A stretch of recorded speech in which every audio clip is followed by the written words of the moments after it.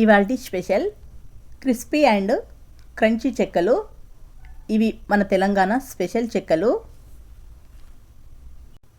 ఈ పప్పు చెక్కలు చేశారంటే మిమ్మల్ని మీ ఇంట్లో వాళ్ళు మెచ్చుకోకుండా అస్సలు ఉండలేరు. ఇంతవరకు ఎవరూ చెప్పని ఇంకా ఎవరూ చేయని రెసిపీతో మీ ముందుకు వచ్చింది మీ NR Vijaya 6666. Welcome to my channel. ఒకటి తిందామని అనుకుంటే కనీసం 7-8 అయినా తింటారండి. ఖచ్చితంగా చాలా అంటే చాలా బాగుంటాయి. ఇది పొట్టు పెసరపప్పు. మేము తీసుకున్న పప్పులో కొన్ని రాళ్ళు వచ్చాయి, అందుకని మా అమ్మ వాటిని గాలిస్తుంది. ఇలా పప్పును గాలిచ్చారంటే రాళ్ళ మొత్తాన్ని పప్పు నుండి తీసేయచ్చు. తర్వాత బియ్యం పిండిలో తగినంత ఉప్పు, కారం, పసుపు వేసుకోవాలి. నేను 3 బంతుల వెల్లుల్ని తీసుకున్నాను. పొట్టు తీయకుండా వెల్లుల్లిని జీలకర్ర వేసుకొని కచ్చా పచ్చగా దంచుకొని పిండిలో వేసుకోవాలి. కొంచెం జీలకర్ర కూడా వేసుకోవాలి. కరివేపాకును ఎంత ఎక్కువగా వేసుకుంటే ఈ పప్పు చెక్కలు అంత టేస్టీగా ఉంటాయి. కరివేపాకును బాగా వేసుకొని తర్వాత మనం ఇంతకుముందు శుభ్రం చేసుకున్న పొట్టు పెసరపప్పును కూడా పిండిలో వేసుకోవాలి. నేను 2 కేజీల బియ్య పిండికి 1 కేజీ పొట్టు పెసరపప్పును తీసుకున్నాను. ఇలా మొత్తం అంతా కలిసేటట్టు బాగా కలుపుకోవాలి. పిండి మొత్తం కలిసేటట్టు కలుపుకోవాలి. తర్వాత సన్నగా కట్ చేసిన కొత్తిమీర ఆకును కూడా వేసుకొని బాగా కలుపుకోవాలి.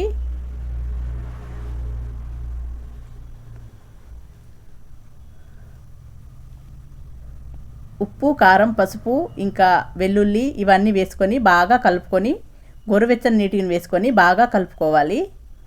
మనం మామూలుగా చేసుకుంటాం కదా బియ్య పిండిలో పల్లీలు ఇంకా శనగపప్పు, నువ్వులు, ఇలా కాకుండా ఇలా పొట్టు పెసరపప్పుతో చెక్కలు ట్రై చేయండి. చాలా అంటే చాలా బాగుంటాయి. ఖచ్చితంగా ట్రై చేయాల్సిన రెసిపీ ఇది.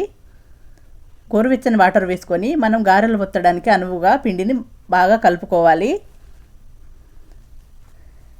మా అమ్మమ్మ ఉన్నప్పుడు పెసర పంట ఎక్కువగా పండించేవాళ్ళు. పెసర్లు ఇంట్లో ఎక్కువ ఉండడం వల్ల పొట్టు పెసరపప్పుతో కూరలు ఎక్కువగా వండుకొని తినేవాళ్ళు. ఇలా పండగలు వచ్చినప్పుడు పొట్టు పెసరపప్పుతో చెక్కలు ఇంకా పెసరవడలు చేసుకొని తినేవాళ్ళు. ఇలా పొట్టుతో ఏ పప్పును తిన్నా ఆరోగ్యమే కదా, బి కాంప్లెక్స్ అందుతుంది. వాళ్ళకు అప్పుడు చదువుకోకపోయినా మంచి ఫుడ్డే తీసుకున్నారు. ఇలా చిరుధాన్యాలతో వంటలు చేసుకోవడం హెల్త్కి చాలా మంచిది. ఇది మన తెలంగాణ స్పెషల్ వంటకం. ఖచ్చితంగా అందరూ ట్రై చేయాల్సిన రెసిపీ. దీనికి పెద్దగా ఇంగ్రీడియంట్స్ ఏమీ అవసరం లేదు. బియ్యం పిండిలో కొంచెం ఉప్పు, కారం, పసుపు, కచ్చాపచ్చాగా దంచిన వెల్లుల్లి, జీలకర్ర, కరివేపాకు, కొత్తిమీర ఆకు, అంతే అండి. పెద్దగా ఇంగ్రీడియంట్స్ ఏమీ అవసరం లేదు. చాలా అంటే చాలా టేస్టీగా ఉంటాయి పప్పు చెక్కలు. అందరూ ట్రై చేయాల్సిన రెసిపీ ఇది.